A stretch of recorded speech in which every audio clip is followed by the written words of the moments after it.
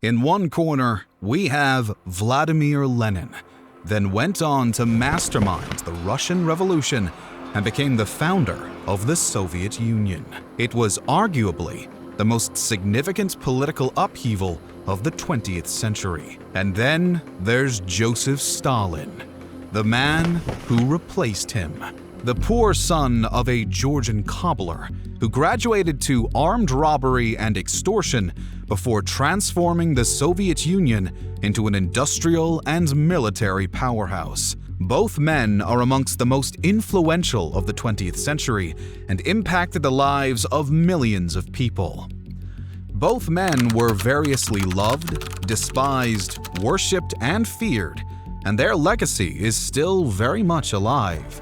When the two men met for the first time in 1905, it was an underwhelming affair. Stalin had finally gotten the chance to meet his revered hero, however, later admitted to being somewhat disappointed that Lenin wasn't the immortal he'd imagined him to be. And how about Lenin? What were his feelings towards his understudy, and what did he think of Stalin? As the Russian Revolution took hold, both men spent more and more time together.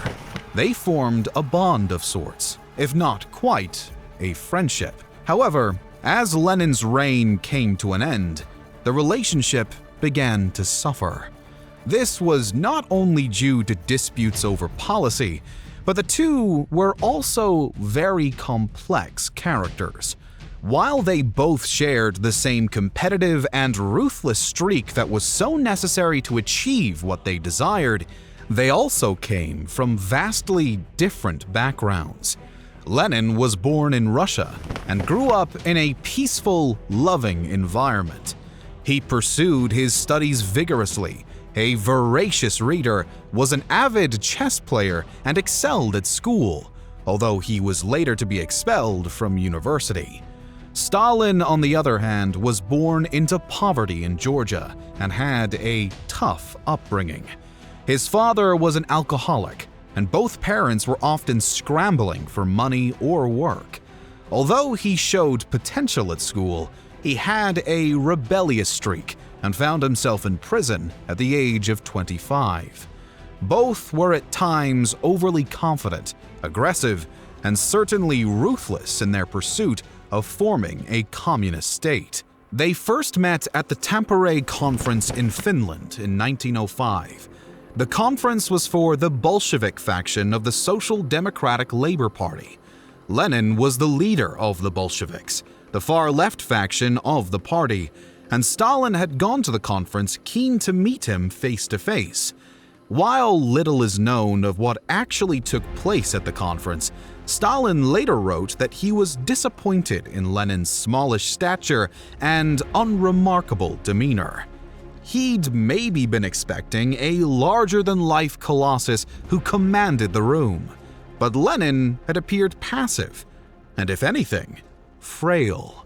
Despite his misgivings, Stalin was well aware of Lenin's brilliance and held a deep respect for his vision to create a communist Soviet Union based on Marxist ideologies, and this is where the two bonded. For their mutual deep understanding of Marxism and their shared socialist ideals. From the outset, it was clear to Lenin that Stalin would prove to be very useful.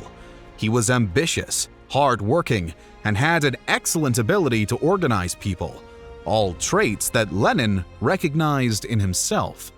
Lenin also held a grudging respect for Stalin's street smarts and willingness to get down and dirty. Stalin had developed a reputation as a man capable of doing whatever it took to get his way. This included armed robbery, intimidation, and assault. It was this penchant for violence that led to an audacious crime in 1907. To stage a successful revolution required funds, and Lenin decided to put Stalin's talents to use.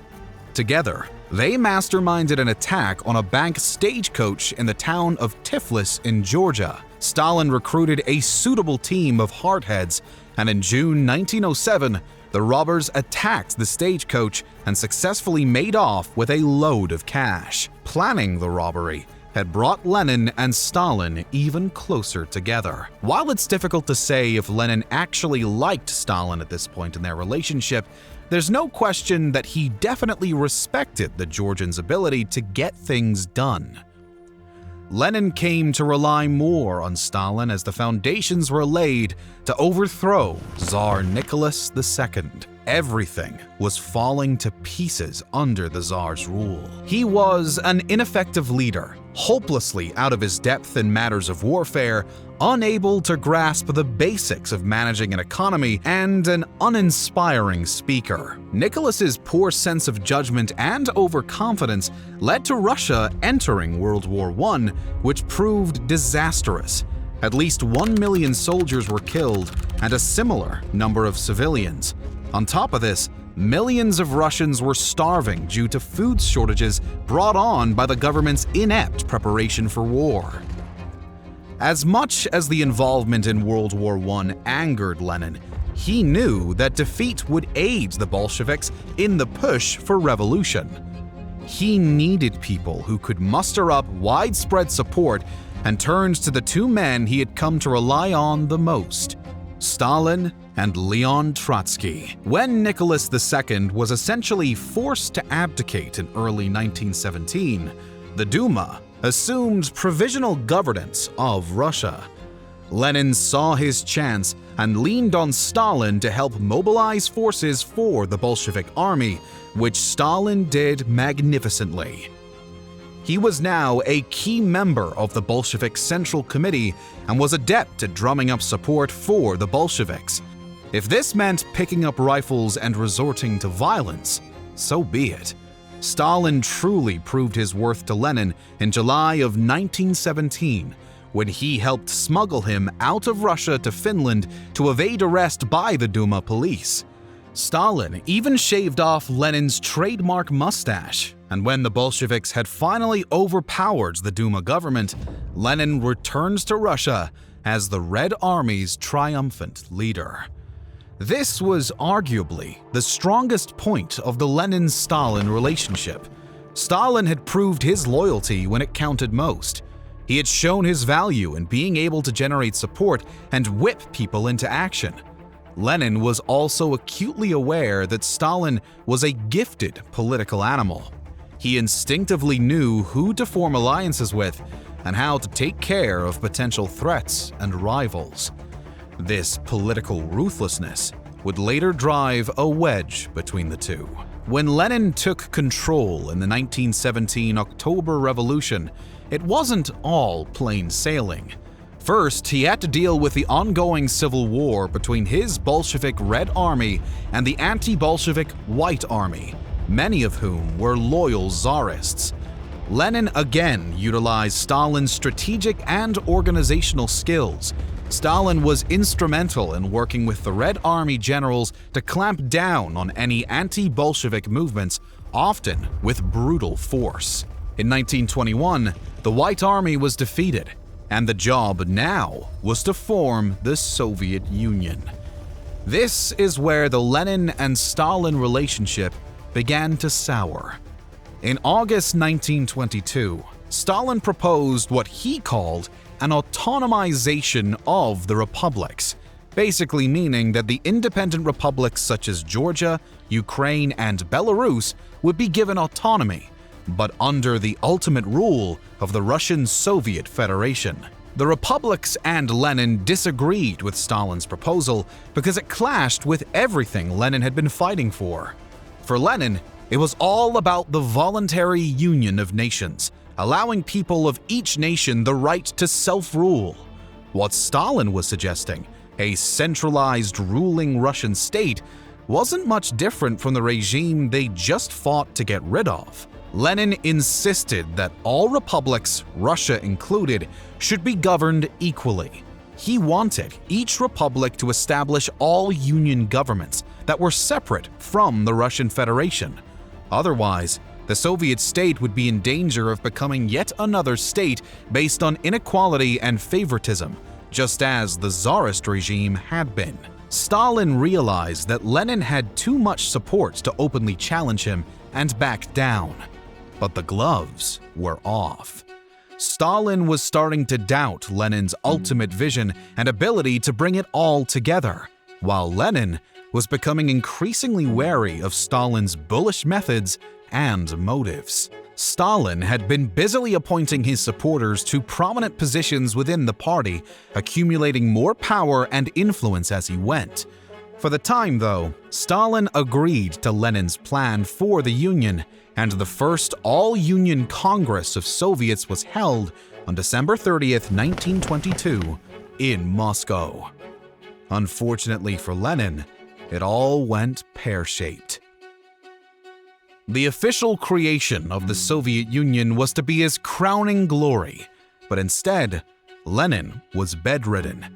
He had a stroke a few weeks earlier and couldn't even walk the short distance to the Congress. Stalin saw his chance and swooped. As Secretary General, he was able to gather a committee of party officials and convince them that it was in Lenin's best interest to restrict him from attending the Congress. Lenin lay fuming, paralyzed in bed. He was anxious that Stalin still wanted to create a union that would favor Russian nationalism. Fearing that Stalin would betray him by not following through on his plan, Lenin began to frantically write a letter. He called it "On the Question of Nationalities" or "Autonomization," and it launched a scathing attack on Stalin's policies towards rights for the republics. Lenin worried that the rights would be insufficient to stop what he called great power chauvinism, or Russian nationalism. These writings came to be known as Lenin's Testament, and they not only questioned Stalin's leadership abilities, but other prominent figures in the party, including Stalin's arch-rival Trotsky. Lenin warned the party that he doubted if Stalin would be capable of using that authority with sufficient caution. He thought Stalin was rude and capable of abusing his power. By now, it wasn't just Lenin's health that was deteriorating. His relationship with Stalin had reached an all-time low, soured with mistrust and suspicion. He was physically unable to write, so instead dictated to his secretary and wife. In early 1923, Stalin insulted Lenin's wife when he learned that she wanted to publish her husband's manifest. Lenin was furious and wrote a letter to Stalin rebuking him for his conduct. As Lenin lay on his deathbed, he stated that Stalin should be removed from his post. Stalin realized he couldn't completely suppress the testament, but did all in his power to restrict it being read. When Lenin died in January of 1924, Stalin was officially announced as the leader of the Communist Party and the Soviet Union. It wasn't what Lenin wanted, and history was to confirm some of his reservations about Stalin being in charge.